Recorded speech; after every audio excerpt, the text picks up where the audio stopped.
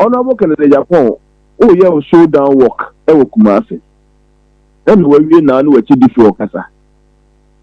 Me tell the Kasa any mum Okasa wipe pass or here or 30 minutes. But the Kasa any mono, not a fan, a very solid, very useful to the purpose. The purpose is Yekoyi flag bearer. If you say chair near my work, so other competitors, no. And then me as a Akoma say baby party any man as a baby Omanga and order of Omanga na befaso.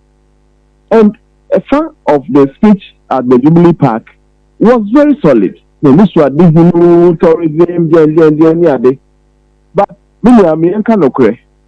there was another half of his presentation that was for me very, very unnecessary.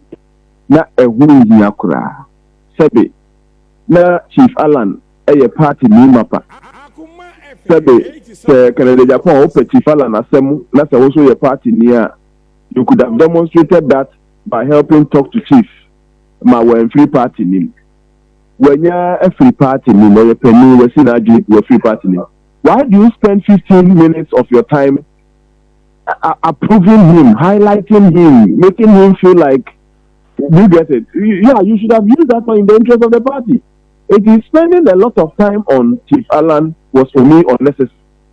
According to the German people in NDC, every day MPP Nigeria studio original platforms were NDC Nwabona Baswa and the Modi NDC and once the person declares against your party, it's just like CPP, just like anybody else, not for your party.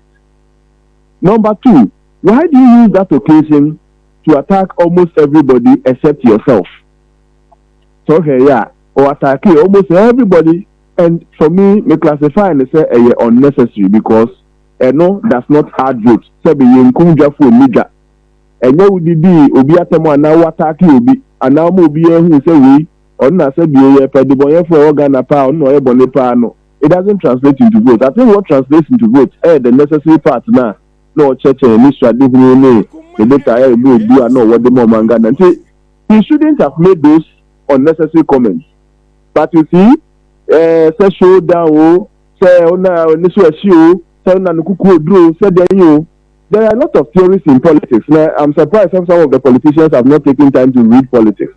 One very staunch law of politics, democratic politics, or non-democratic politics, democratic politics. Also, where democratic politics are, one of the biggest rules is that you must be prepared to go with the order, law and order.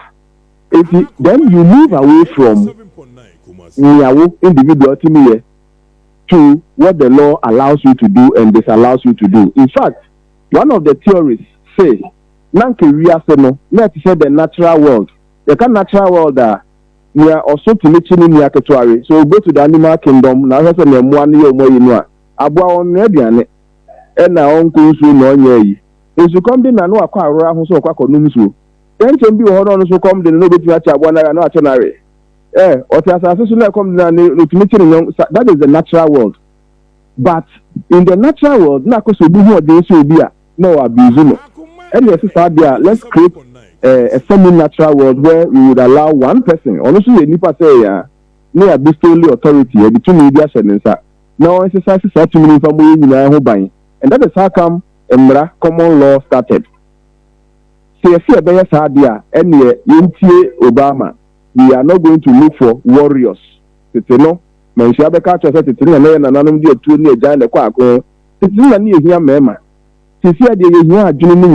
come from upstairs and not how bold or loud or strong.